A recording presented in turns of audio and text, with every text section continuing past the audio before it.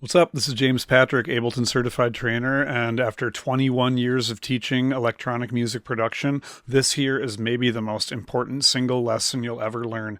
It's how to make proper bass. So there are 3 ways in the schools of electronic music to make low end, and I've got examples of them laid up right here. The first example is using the 808 bass drum as your bass line. Let's listen to this groove. Pretty simple, it's pretty lo-fi sounding, but all we really have here is we have a bass drum with some saturation and some compression on it. This is just our kick drum from the stock 808, and we're just saturating the hell out of it to make it nice and low. So that technique is simple, and that's really from the old school days of hip hop. It's not used too often anymore because people want to have more control over their bass sound.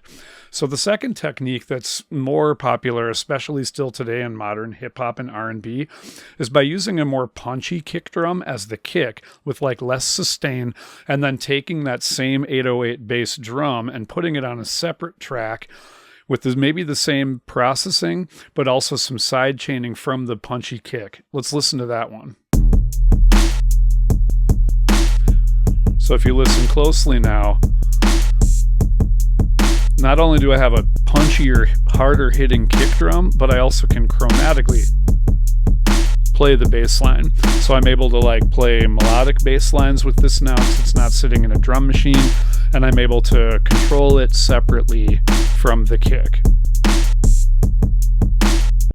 So that's a great way to keep your bass in key and also just have more general control over the track. And if you're making hip hop, that's the move. Now, the third technique is the modern standard for EDM and electronic music in general, and that's the same technique that we just saw before, but just get rid of the 808 bass drum altogether, stick with that punchier kick, but then use a synthesizer for the low end. This will allow you to have not only melodic control or chromatic control over the bass sound, but also be able to add modulation. Let's listen to that.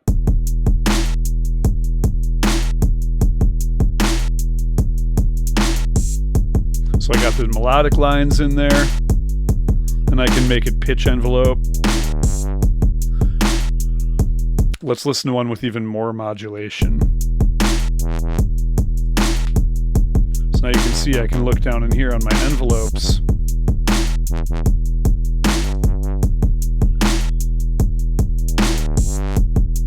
And have way more control.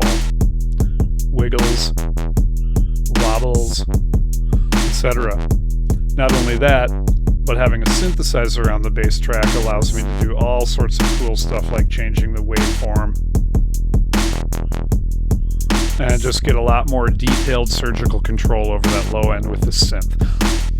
And now it might not have that classic hip hop sound, but again, if you're making drum and bass or dubstep or even techno, you're going to want to use a synth as the bass sound, but still stick with a punchier, harder hitting kick. Now in this case, this is like a halftime groove. It's going to be more common for hip hop and dubstep and stuff, but any sort of groove you're making, those are the 3 best industry standard techniques for making low end.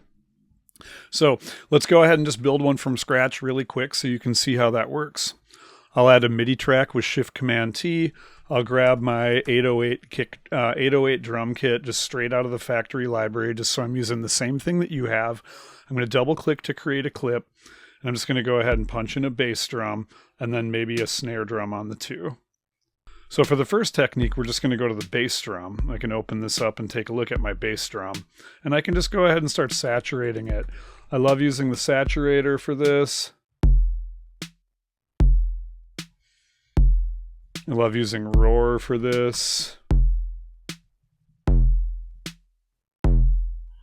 And I could even go in on the instrument if I wanted, and maybe even swap out that original kick drum with a more boomy bass drum.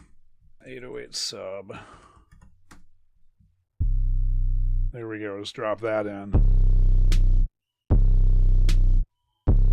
Now I have a nice big old boomy kick. The problem with this approach is that we lose punch in the kick drum too, because we like to have that hard hitting knocking kick. And if our kick is going boom, boom, it doesn't really have the same kind of character. But I'm just going to go back to my original stock 808. Load that onto the track. So I'm going to follow those steps. I'm going to grab that kick punch. Oops. Drop that here. And then I'm going to make a new MIDI track, and I'm going to go 808 sub and grab this guy. I've got an empty MIDI track here, and see how it says drop sample here? I can just drop that sample right onto the track. Now I could create a MIDI clip and throw in a note or two. I'm going to want to put this on C3 to hear the original pitch of that bass drum. And so with this boomy kick, I'm going to want to go ahead and put some saturation on there. I can play around with all sorts of fun coloration tools here. I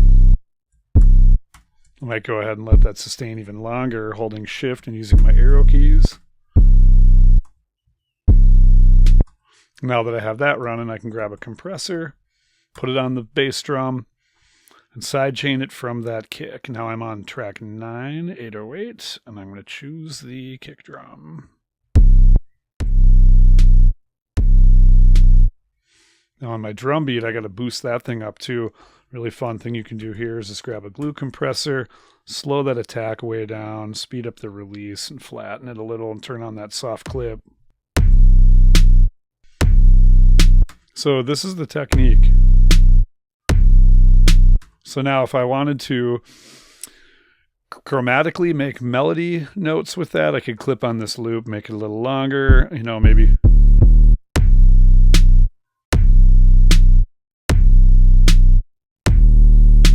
Now you can see it's still pretty limited because we're just kind of working with this sample. If I want something longer, there's not much I can do, but I do have at least chromatic control over the instrument, and I've got a nice punchy kick.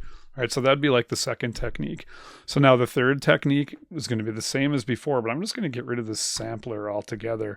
And I'm going to grab a synth such as an operator or a wavetable or, of course, Serum or Vital, whatever you prefer for your synth. Now we're down on that E0, kind of a perfect note.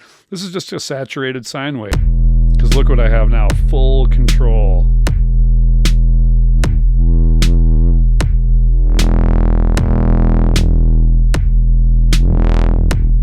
Right, so this is where we can have a lot of fun, like doing things like automating our filter. Maybe I'll make a little zippy move here while right-clicking and making a little shape. We can stretch that. We could even make some little wiggles in here, further controlling it. Let's make a couple more of those over here.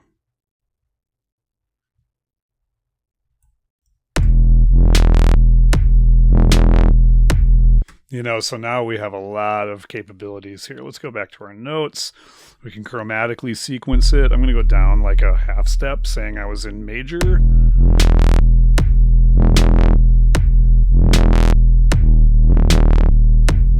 Nice, huh? So yeah, that's sick. Let's just go ahead and sustain it using shift all the way to the end. We got our side chaining, making sure it's going to pump.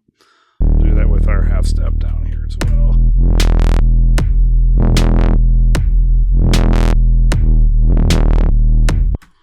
Pretty sweet, huh? So those are the 3 ways to make bass. And yeah, like I said, this is a nut that just about every modern producer is trying to crack, how to make low end that really rocks. I just used a basic scratch drum machine and all the default kind of instruments that are built into Ableton just to keep this nice and simple and fun. But yeah, try those experiments.